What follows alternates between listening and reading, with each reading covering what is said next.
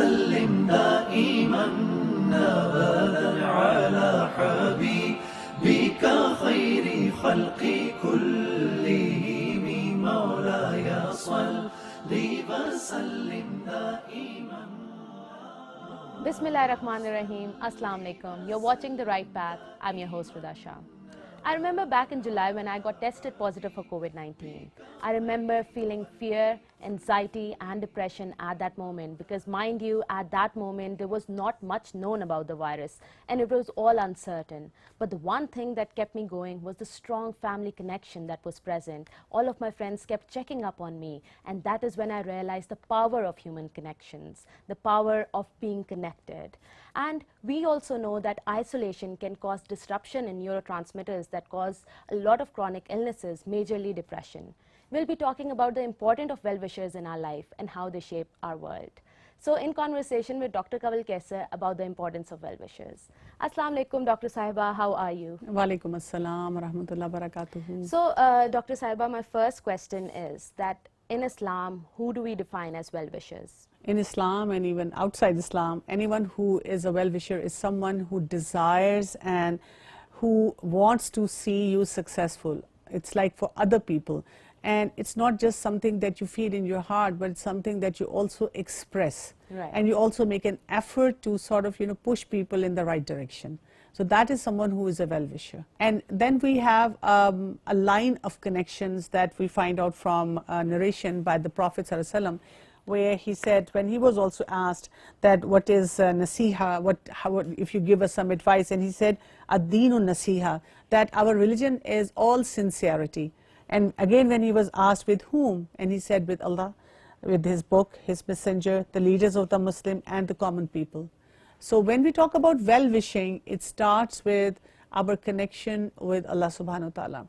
Like, I am sincere to myself in my relationship with God, and I'm serving him as his servant, as his creation.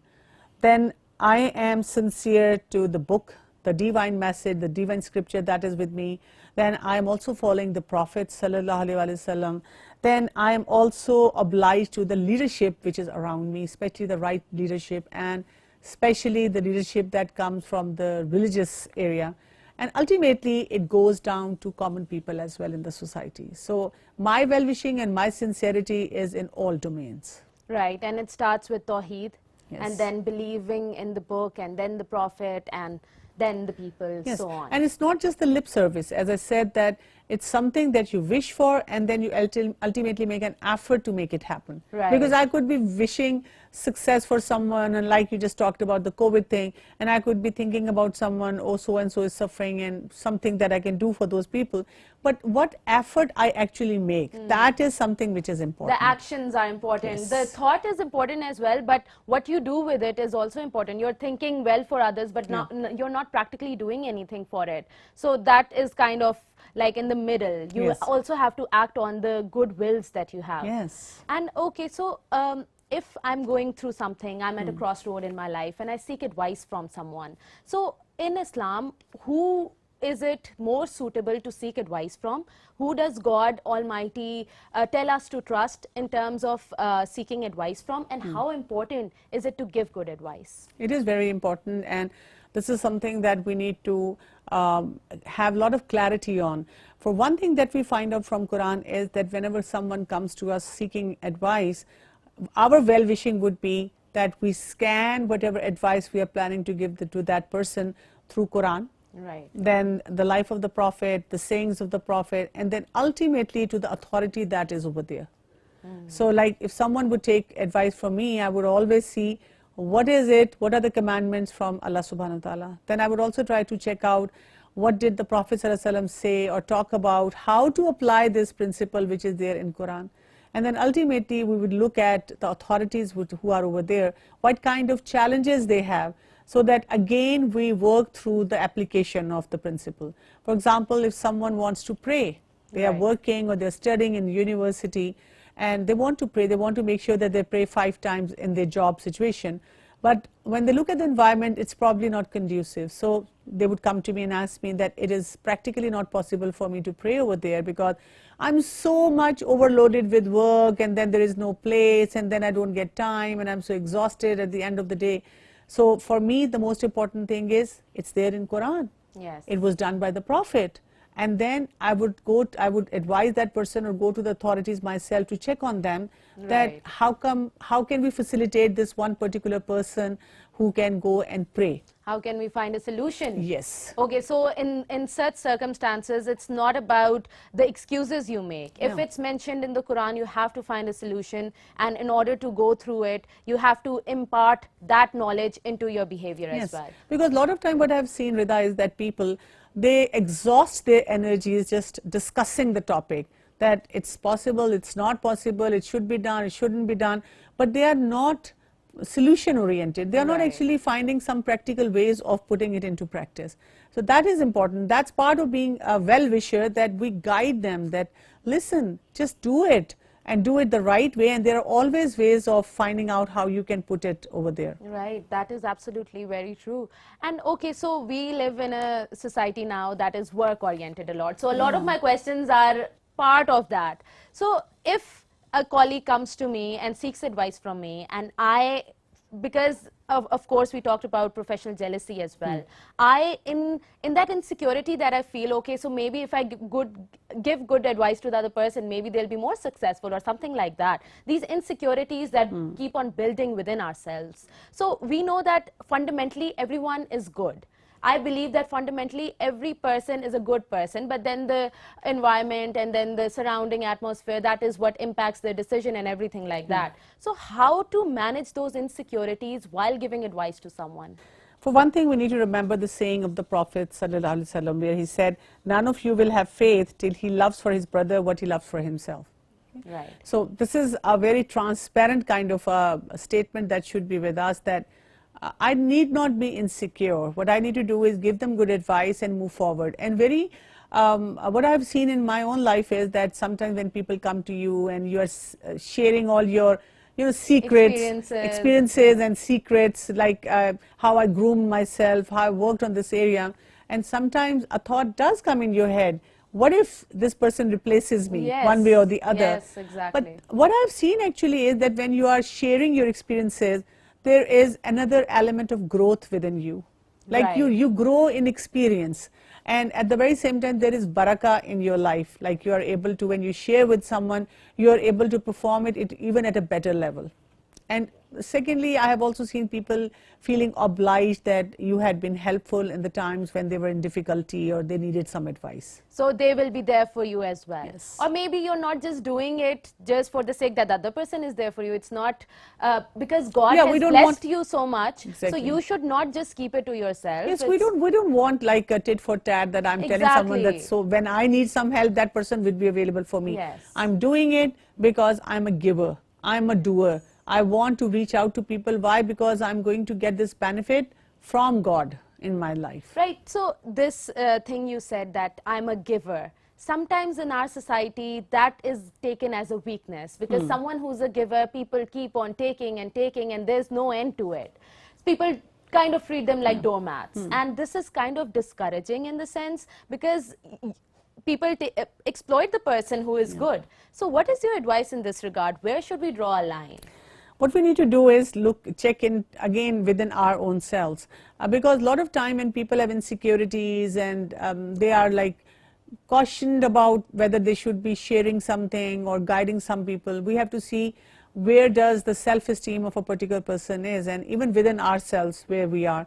Then we also need to check out the insecurity, the perfectionist standard that sometimes people set for themselves, because that also brings in a baggage of trouble for them. Right. And I would also say that where do they stand otherwise, like if they're too much into isolation, too much into their own insecurities, or then they reach out and they flourish, they learn things and they move on. So that is something which is important and it should be applied. That one should think about their own nourishment, and where to draw a line. That is what I want to know. That For drawing a line, the simple principle is whatever the boundary has been given to you by Allah subhanahu wa ta'ala in any given relationship. If this is something that If that is within it, I will do it. If there is something which is beyond it, then what I can do is, if I want to actually reach out and help people, so I have to tell myself that if I'm doing it, I have to do it with an ownership. It's not Right. like you reach out, you help other people, and then ultimately you complain to another 4 people. Yes. So that is Okay. something that we should refrain from. If I am reaching out to someone, I'm doing it for my akhirah. I'm doing it to get a lot of reward from Allah subhanahu wa ta'ala. So that is what is my focus. That is something that I should be working on. That you need a right focus when it comes to helping people. Yes. You're not doing it for your own And self. sometimes if we are overindulged in reaching out and helping people, then we come across this codependent behaviors. Yes. Like people, they start misusing us, they become parasites on us, or they just take us for granted. And you would always get this feeling that there's something wrong in my relationship over here.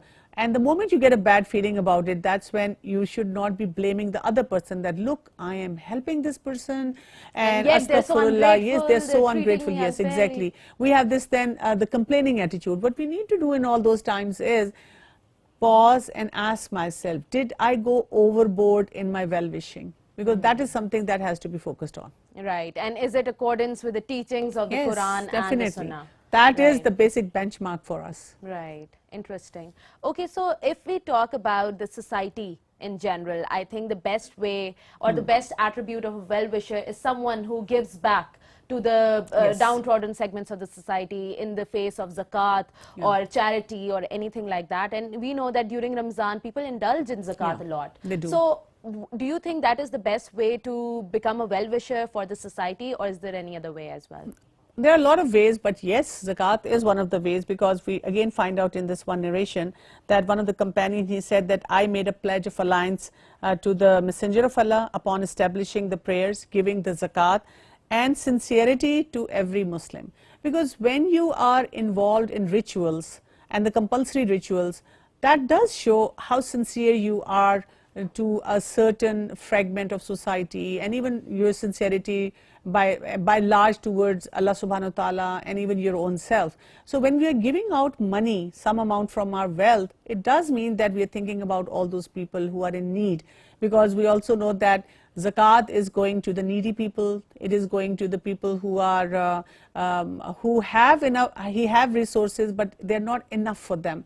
So they are still in need. Then for a traveler, then for people who are into some sort of slavery.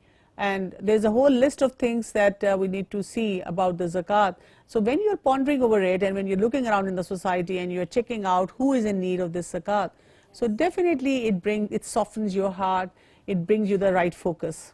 Right. And another thing that I want to add, this is a follow-up question, because when we look around, we see beggars on the road. Yeah. And my father often tells me not to give them money because I'm not their well-wisher if I'm giving them money, because they haven't earned it. So what is your concept around that? Is it right to give beggars the money, or is we should save it for the deserving people and identify them in the society and give it to them? Actually, Rida, I think in our times, this thing has turned very complicated. Yes. Let's try to see into the life of the Prophet ﷺ what he used to do. When a person would come to him seeking help and actually begging him for money, so what he would do is look around and ask people who can help him. Right. And they wouldn't just give him money and help him like that. They would help him buy something so that either he could run some business, or he could groom himself, or his actual problems are resolved. Now in our society, when we bring that model over here, we find we have professional beggars. Yes. We have people who don't want to work, or people who want to work but they don't have enough resources. Then we have organizations who are working and trying to help these people, but again, all the beggars, they don't have access to them. So there are big monopolies which are going on in the society. So by large, what we can do is, let's say there is someone who is walking on the road and you see them all the time. Maybe your well-wishing towards them would be you educate them. Right. We find out people who run slum schools, and they educate these kids for free. Maybe our well-wishing with them would be that we give them food when it's time for food. We don't actually give them money in their hand, because they will be then just doing professional work over there.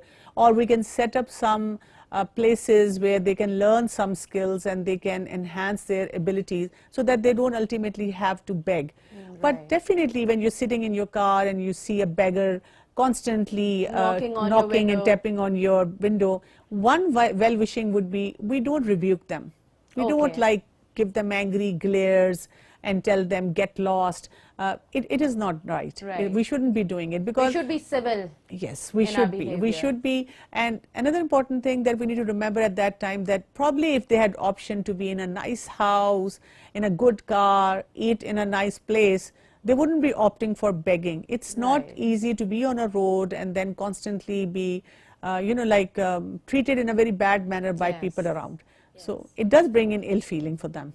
That it is important to be analytical in your decision when you're even helping people out. I think that is the whole crux, because if you, you know the famous saying, if you give a man a fish, you'll feed him for a day, but Yes. if you teach him how to fish, you'll feed him for lifetime. life. So we should have this approach when it comes to helping people in the society in general. And as well. sometimes if we are not able to actually do something ourselves, we know the different connections, different people, we can always bring them in or get those people connected to them. Because in one narration we find out that the Prophet ﷺ said, if you see something wrong happening in the society, stop it with your hand. If you're not Yes. able to stop with your hand, then stop it with your tongue. If you're not able to do that, then think of it as something bad in your heart. And that is Right. considered to be the weakest level of Iman. So by hand, it doesn't mean that you start slapping and hitting people. By hand, either you can write something or you can physically protest against something in a dignified manner, that this is something, or you guide people towards that place. And by tongue is you actually speak about it. You are vocal about some evil in the society or something which requires to be managed well. Right. And ultimately, otherwise, what you need to do is, if you feel that you're living in a society which is so apathic towards Yes. all these activities, so at least you, in your heart, you always think that this is something which shouldn't be happening the way it is happening. Right. You at least acknowledge that this is wrong. Yeah. This is the weakest form of Iman, but Yes. at least you have that realization Yes. that in your heart, okay, so this is wrong, I will not indulge in Yes, this. I will not indulge in it. Right. Because a lot of time we also see people, what they do is, because of this apathy, when we have stopped thinking even in our heart that there is something wrong, Wrong. you see people in accidents or in other difficult scenarios, and all you do is you make a movie Yeah.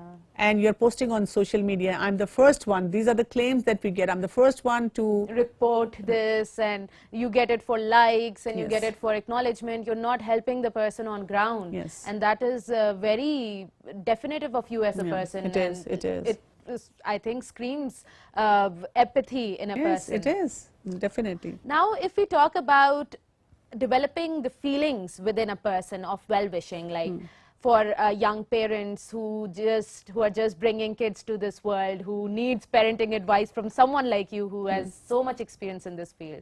So how to instill this feeling of well-wishing and hoping for the best for the other person, because I think it does not come naturally to us. Sometimes we have these insecurities piled up within us. Yeah. So how to do that? I would say the main role is by the parents. They need to understand that they shouldn't be passive, because if you are a passive parent, then what we find out, the next generation becomes aggressive. So there is no well-wishing over there. Secondly, if you have authoritative kind of style and you're shouting at the kids, so they can either become aggressive or they can have self-esteem issues or insecurity issues. And again, you will not be able to have any bonding with your own kids. Right. So you need to have this authoritarian style where there is love, there is affection, but yet at the same time, there are times when you feel that this is something that need to be addressed and you're firm over there. And that is our well-wishing towards our kids. Our well-wishing is not that we provide them with the latest mobile phone, the smartest phone, and the latest laptop, and we give them all sort of privileges. Because the moment we start giving them all the privileges, that's when the problems start. And a lot of time when the parents, they consult the experts, that's what we see. There are no rules, there is no clarity on what should be done. So well-wishing towards our family members is we groom them in such a manner that they have good habits, the family is functional, and we are not only at best behavior, we care about each other, we give space to each other, and we help each other in their grooming, in their personal grooming. Right. And I think this is very important to maintain a balance. Yes. Because, and to be assertive as well, because well-wishers aren't the people who will always say, oh, you are the best. They will also criticize you in order to make sure that you know the reality and you can improve yourself. Yes. Rita, in these times, the term that is used for parenting is, they say, if there is a challenge that the parent is facing and they want to be well-wisher for their kids, they need to learn the art of tough love. That you love your kids, but at the very same time, you are tough with them in different scenarios. So for a person who is sensitive, because sometimes there is different way of dealing with people. Not a lot of people can take tough love as it is. So how to dive into a situation which is a little complicated in the sense that the other person on the receiving end is a little sensitive, over emotional, and then you have to be a little responsible with your actions. For practicing tough love, what we do is, and especially when people are sensitive to that, we give them a lot of green stands. And what the green stand means is that you allow them to do or indulge in those activities which are very harmless. Because a lot of time parents, when they're picking on their kids, is, oh, put this on table and put this on chair and close the door, and why the fan is on, and why this is not this, and why you're wearing this color, and this color is not going with your shoes, and why the book is over there. So kids, they're constantly bombarded with all these messages from their parents. So the best thing is you let them take care of their life for their age, whatever is appropriate, and it's not interfering with the basic principles of parameters of parenting. And then you move on and you advise them more towards the tougher issues. And when you are talking to them about the tougher issues, never go defensive or never like go aggressive towards your kids. Explain the scenario to them, right, and let them go and explain, and let them go and think about it, and they can always come back to you and negotiate with you. And just listen to whatever they have to say, and ultimately remember that you have the parental writ. If you want to say no, so nobody can stop you from saying no, and you can say as a parent that I think it's not appropriate. You can go and explore again, but till I'm convinced about something, I wouldn't let you do. But our well-wishing with our kids would be, we don't shout at them, we don't scream at them, we don't humiliate them, we don't make comparisons between them and their cousins or other siblings, because that is when we have taken a road to disaster. That is absolutely correct and very important, because we keep on nagging the children, not realizing, okay, why aren't they listening to us? What is the gap that needs to be identified and filled in? Talking to them as grown-ups. I think this is the one thing that we're lacking a lot, because we don't take them as humans, we take them as a responsibility, and we have to guide them and everything like that. But I believe, I've seen this with my own eyes, that it is very effective to sit them down and talk to them logically, like a grown-up would do. Right? And okay, so now if we talk about greetings, because I believe the way you greet someone is your way of showing your love and affection towards them, and it is like a common etiquette as well. So what are the etiquettes of greetings in the light of Islam? Well, we greet them in a most beautiful manner whenever we come across. That is why we always say, when we see someone, we say, Assalamu alaikum wa rahmatullahi wa barakatuh. Peace and blessings be upon you. So we are greeting them that I am bringing you a message of peace. Because when I'm bringing a message of peace, that means that, you know, I'm going to be talking to you nicely, and even otherwise, like saying thank you, Jazakallah, being happy about their accomplishments, acknowledging them in most beautiful manner. Because this is what we find out when the Prophet ﷺ would be sitting with the companions and someone would come up and talk about something that they achieved. So it will bring smile on the face of the Prophet, and he wouldn't go in a perfectionist attitude, why didn't you do this and this, but he would appreciate them. And sometimes he would also give them glad tidings of going to Jannah, that you're going to get best spot for doing this. Or anyone who would indulge in a behavior like that, this reminds me of the saying of or some verse from Quran. So this is something that we need to be talking about. I wanted to highlight this because I think it is important to understand that when you have this positive feeling of well-wishing for others, it does a lot of good for you as well. Because it keeps your heart at calm and you're at peace with yourself. You feel like a good person as well, because when you're helping someone, like we talked about charity, I think you're doing the other person a favor as well, but it's for your own good as well. There is a very interesting narration by the Prophet ﷺ. It says, whoever relieves the pain of a believer in this world, Allah will relieve his hardship on the day of resurrection. Whoever makes relief for one who is hard pressed, Allah will make things easy for him in the world and also in the hereafter. And whoever conceals the faults of a Muslim, Allah will conceal his fault in the world and the hereafter. So Allah helps the servant as long as he helps his brother. Wow. So this is so amazing, yes. Like when we are not backbiting, we are not digging so much into the life of other people, at the same time we are helping them. So Allah is going to help us. Very interestingly, Rida, what I do sometimes is when I'm driving and I'm in desperate need of finding a right space to park my car, Yes. and then I see someone rushing in and they need the space. So I sometimes, based on this hadith, I let them park in my place, or I'll give them space to go ahead of me. And I've seen that the moment I go a little further, Allah subhanahu wa ta'ala gives you even a better spot. Yes. So I would always advise you all people to, like, when you desperately need something, give opportunity to other person, and more opportunities will come your way. Very interesting modern day example that you've quoted, because I believe I've been in a lot of quarrels when it came to the parking spots, because they're very hard to find. This is very interesting. So I would like to ask you this as well, that what is the overall effect of having well-wishers in a society, and how important do you think it is for having more of such people who have good intents for others? I think the society is going to flourish, because the society will have something more than having something for your own self. Yes. Like, you will be a giver, you will be reaching out to people, you will be helping them. So this generates a lot of positive energy in the environment. People are not frustrated then. People can always look around and know that there will always be someone who would reach out and help us. Because that is what we find out. We see in the life of the Prophet ﷺ in Medina, there was a spot which was there. This was called Ashab-e-Sufa. These people, they would come over there, the companions, they would sit, they would learn Quran and Hadith, and then they'll go back in their businesses. So while they're learning, there will be other companions who would be in their business and they would spend on them. Right. So this is like, creating a very good synergy between the whole environment. And that comes from this well-wishing. Yes, because I believe that the world is moving more towards individualistic culture, Yes. where we are not caring about anyone else. We're just taking care of where we stand and how we operate and everything like that. And it is more important right now to talk about this, that okay, you might be successful, but inner peace comes from helping others, and we cannot not at all agree with the fact that a person can survive alone.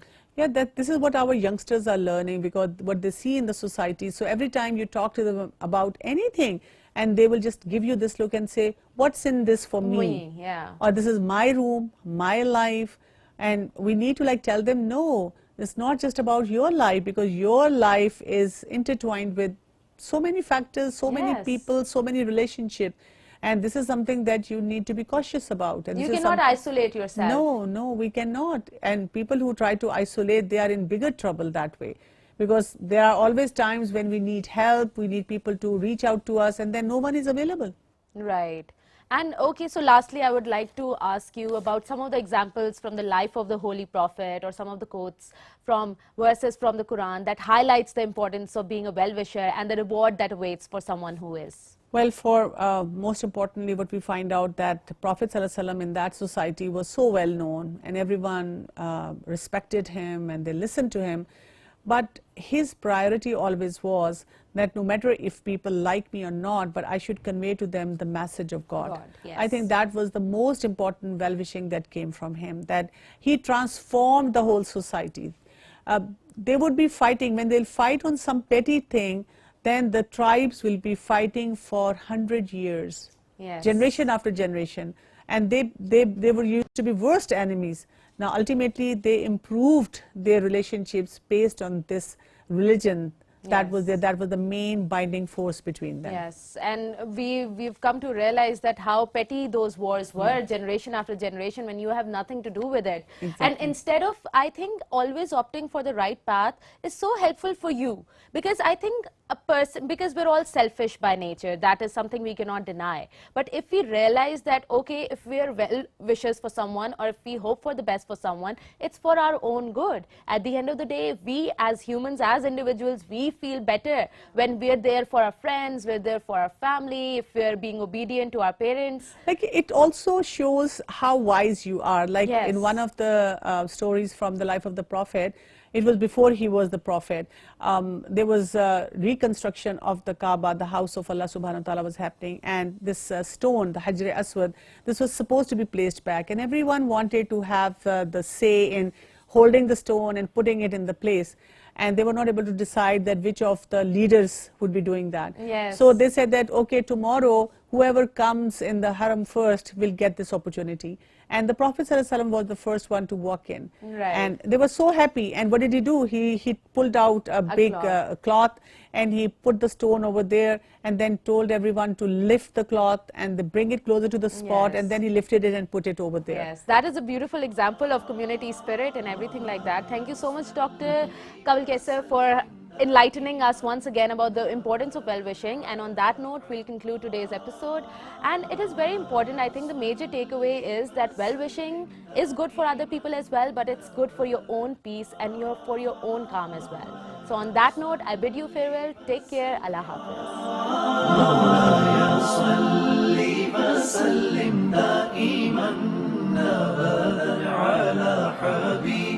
بك خير خلق كلهم مولاي صل وسلم دائما